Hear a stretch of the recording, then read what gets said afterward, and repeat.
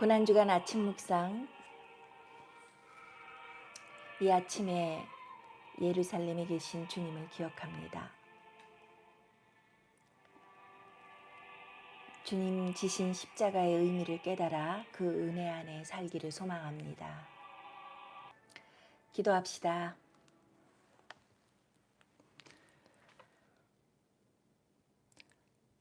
하나님 아버지,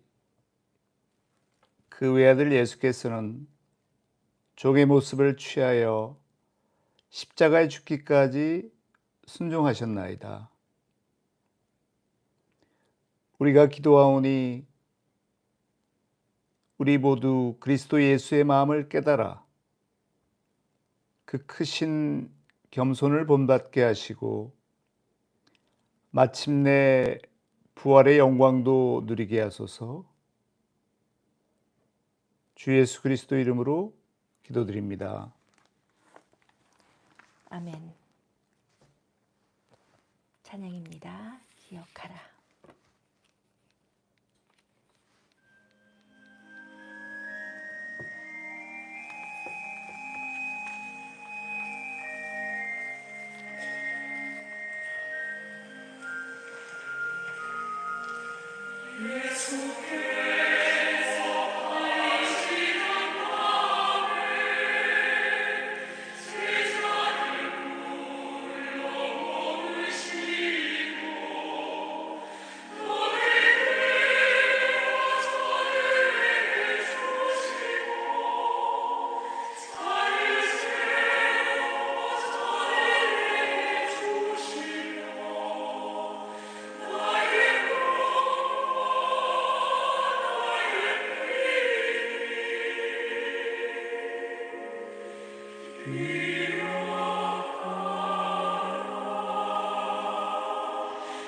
예수께서 잡히시던 괴로운 삶을 기도하셨네.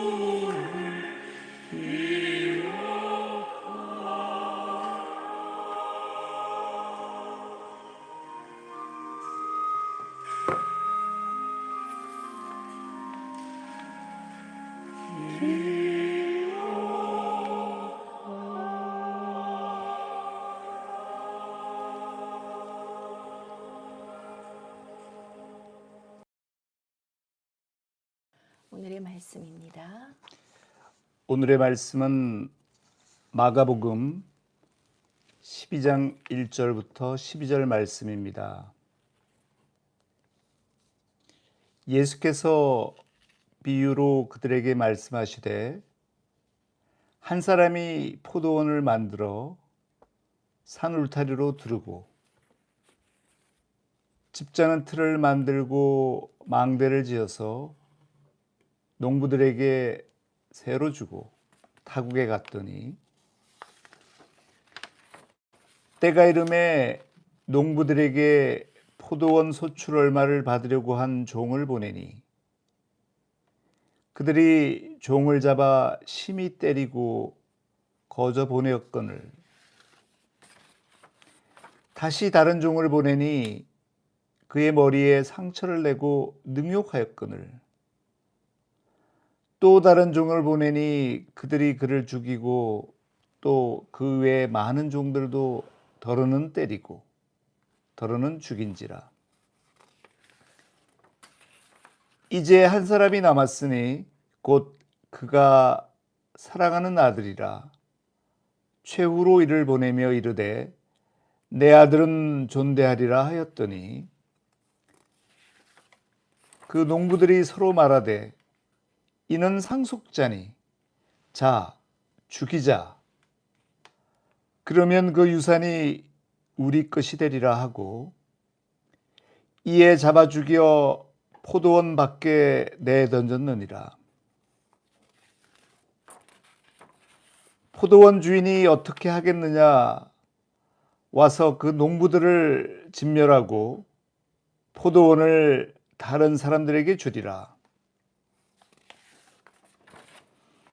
너희가 성경에 건축자들이 버린 돌이 모퉁이의 머릿돌이 되었나니 이것은 주로 말미암아 된 것이요 우리 눈에 놀랍도다 함을 읽어보지도 못하였느냐 하시니라.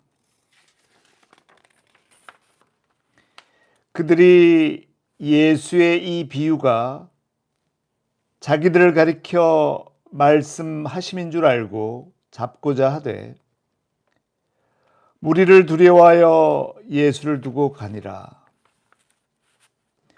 주님의 복음입니다. 아멘. 아멘. 네, 오늘 제목은 논쟁과 가르침입니다. 예루살렘 입성하신 후 두 번째 날 사람들은 예수님께 몰려와서 많은 질문들을 하고 논쟁을 하였습니다.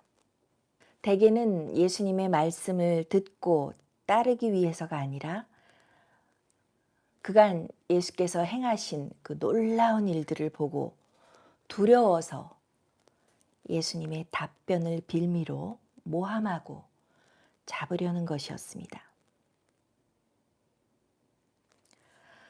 유대의 정치, 종교 지도자들에게 예수님은 이미 감시의 대상이었기 때문에 그들은 사람들을 보내어서 예수님에게 많은 질문들을 하고 논쟁을 걸고 그 말꼬리를 잡으려고 아주 혈안이 되어 있었습니다. 복음서에 의하면 대개는 이런 질문들을 했습니다. 도대체 당신은 어떤 권위로, 무슨 권위로 이런 일들을 행하는 것이오? 로마의 세금을 바치는 것이 옳은 일이요? 사람이 죽고 나서 다시 살아날 수 있는가? 부활 논쟁이죠. 하나님의 계명 중에 가장 큰 계명이 뭡니까?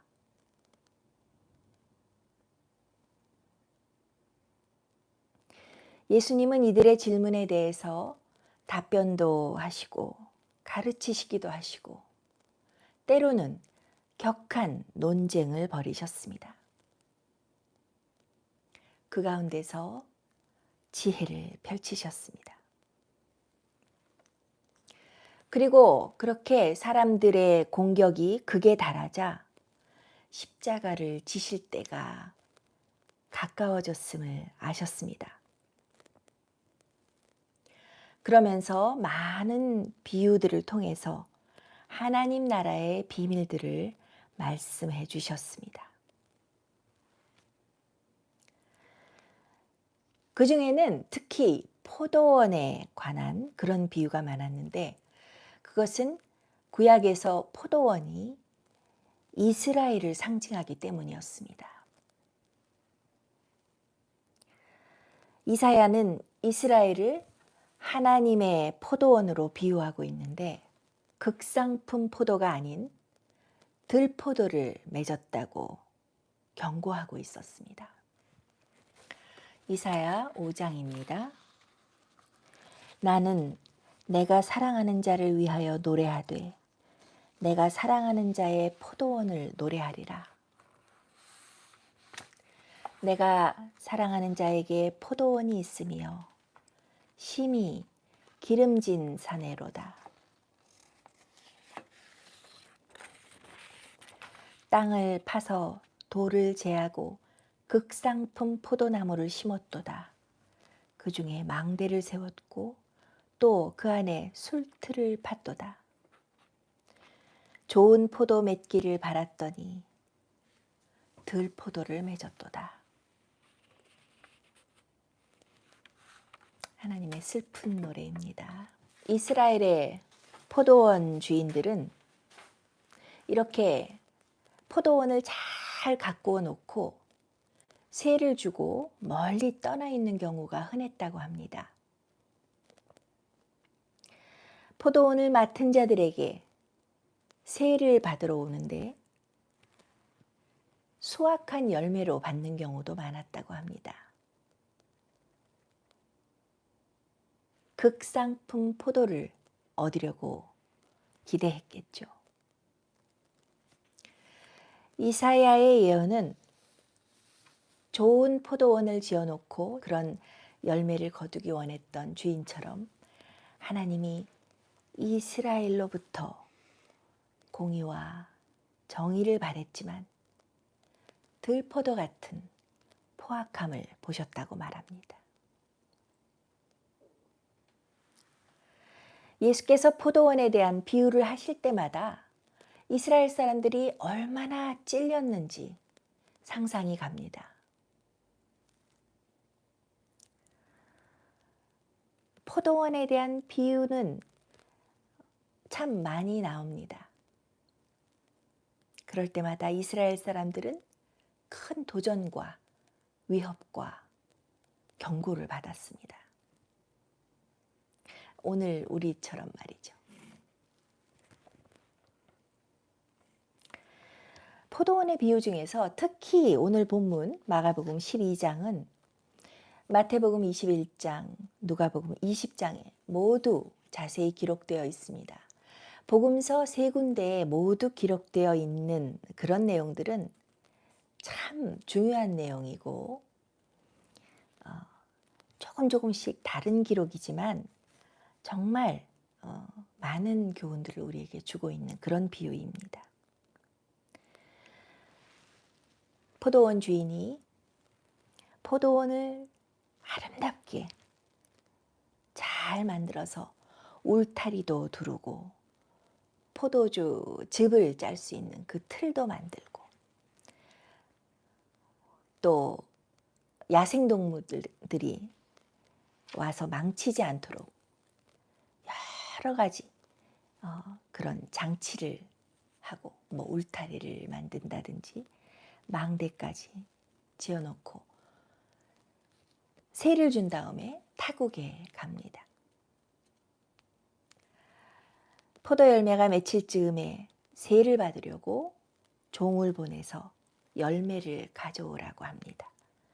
그런데 웬걸 농부들은 주인이 보낸 종을 흠씬 때리고 빈손으로 돌려보냅니다.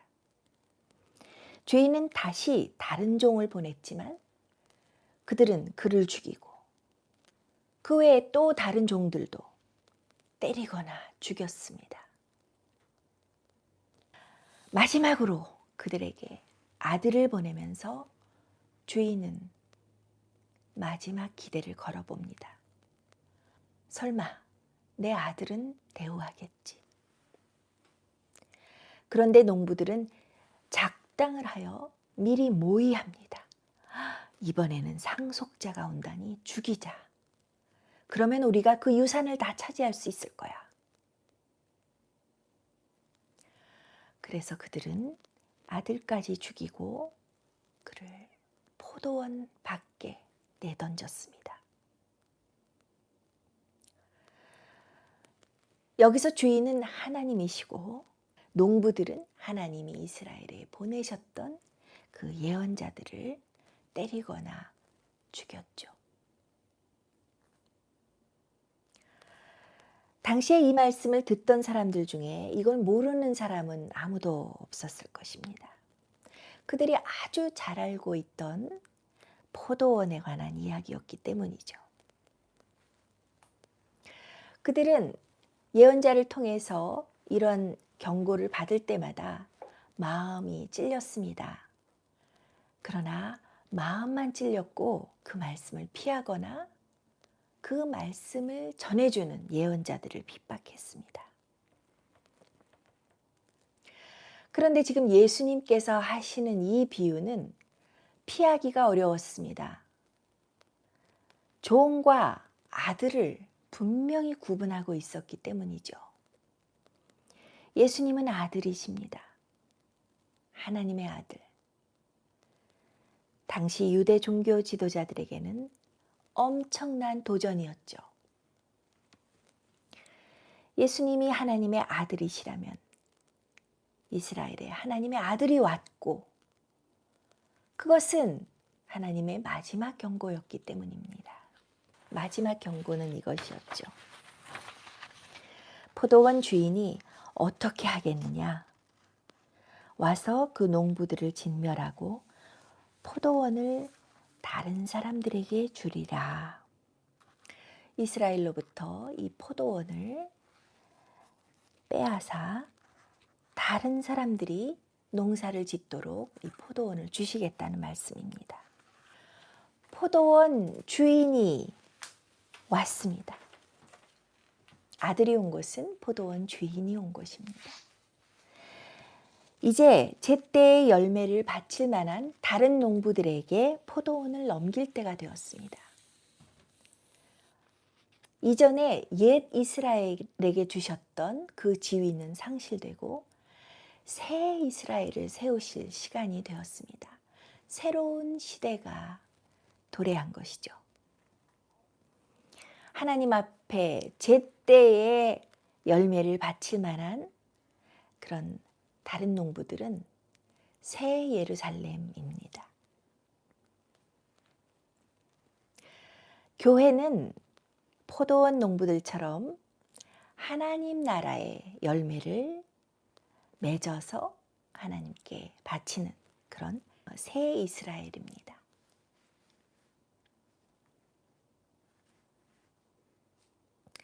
바울 서신을 보시면 교회에 대해서 잘 설명해 주고 있습니다. 하나님으로부터 부르심을 받고 사명을 받아 사랑과 평강과 기쁨의 열매를 맺으며 그리스도를 맞이하는 그런 그리스도의 신부가 교회인 것입니다.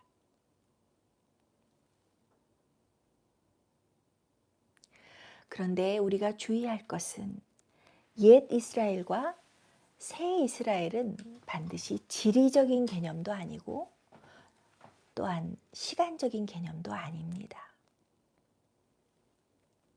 그것은 사람의 마음속에 있는 믿음으로 알게 되는 것입니다. 어떤 열매를 맺는지에 따라 드러납니다. 아브라함의 혈통인 옛 이스라엘과 믿음으로 말미암은 새 이스라엘은 우리가 인생에서 맺어가는 열매에 따라 다른 것입니다. 하나님께로부터 난 자들이 하나님 나라의 열매를 맺을 때 새 이스라엘임이 증명되는 것입니다. 성령께서 우리를 위해서 하시는 일입니다. 바로 성령의 열매를 맺는 것이죠. 사도 바울이 말합니다. 그런즉 믿음으로 말미암은 자들은 아브라함의 자손인 줄 알지어다. 아브라함의 자손은 혈통으로 나는 그런 자손이 아니라 하나님께로부터 난 자들, 예수 그리스도를 믿음으로 하나님의 자손이 된 자들, 믿음으로 말미암은 자들이 아브라함의 자손이라는 것입니다.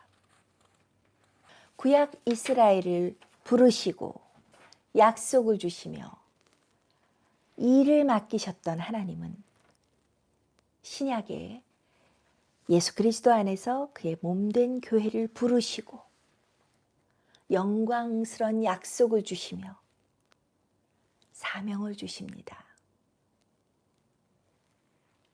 포도원을 맡기십니다. 예수께서 건축자들의 버린 돌처럼 보이지만 결국 부활하시고 승리하실 것이기 때문에 그 포도원에서 나오는 열매들을 하나님께 바칠 수가 있습니다.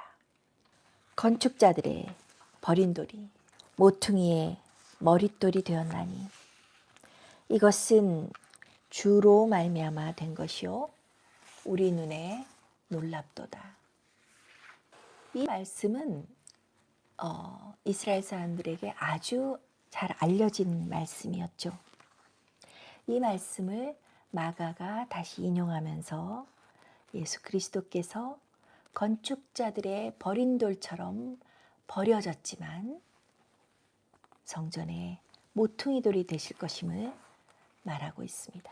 예수님은 이 말씀을 하심으로 십자가의 최후 승리를 선포하셨습니다.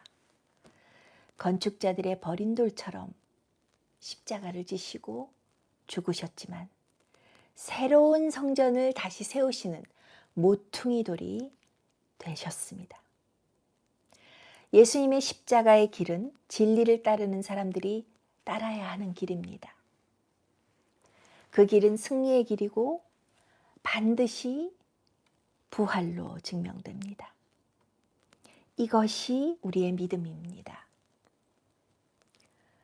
하나님의 계획은 실패하지 않으며 실수도 없으십니다. 과거의 이스라엘을 택하신 그 일도 실수가 아닙니다. 구약 이스라엘을 통해서 하시려던 일은 참 이스라엘이신 예수님에게 이어지고 결국 예수님은 그 일을 완성하시고 이루셨습니다. 마찬가지로 하나님의 성전을 세우신 일이 실수가 아닙니다. 하나님이 희생제사를 받으시던 그 성전은 이제 하나님 앞에 단번에 온전한 제사가 되시는 예수 그리스도가 되신 것이죠.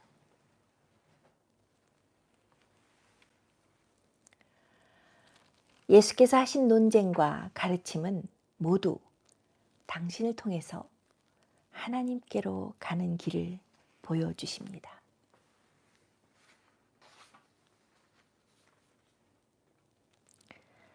그 길을 따라가는 제자들에게 복이 있습니다.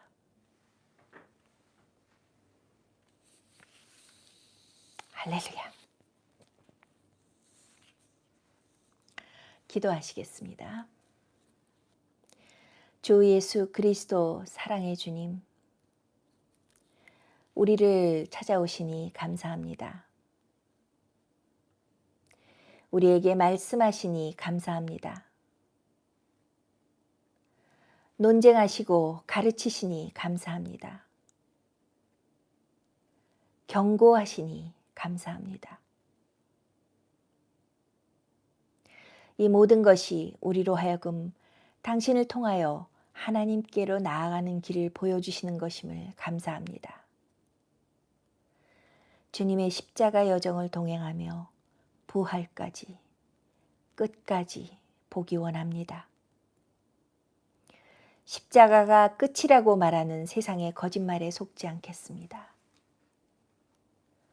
영원하신 주님, 영원한 나라에서 영원한 약속을 반드시 이루시는 줄 믿습니다.